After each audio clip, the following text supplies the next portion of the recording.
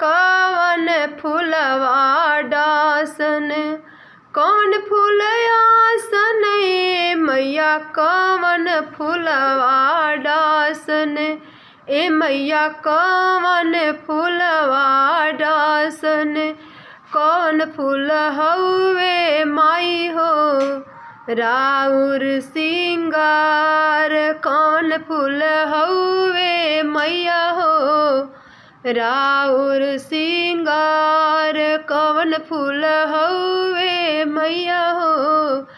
बेल फूल आसन ए शिव का चंपा फूलवा डासन, ए शिव का चंपा फूलवा डासन, फूल अढ़उलवे हवे हो माई के सिंगार, फूल अढ़उलवे हवे हो माई के सिंगार, फूल अढ़उलवे हवे हो माई के सिंगार।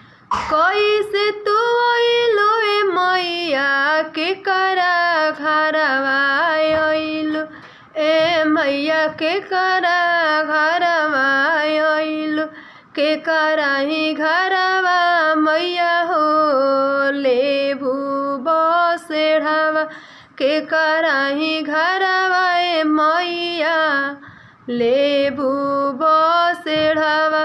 बाघावा से ओइनी ए शिव का तोरे घरवा ओइनी, ए शिव का तोहरे घरवा ओइनी, सेवा का सेवकिनिया के घरवा लेबी बसेढ़वा, सेवा का सेवकिनिया के घरवा लेबी बसेढ़वा। अगर हमारा वीडियो अच्छा लगे तो एक लाइक जरूर दे दे। जय माता रानी।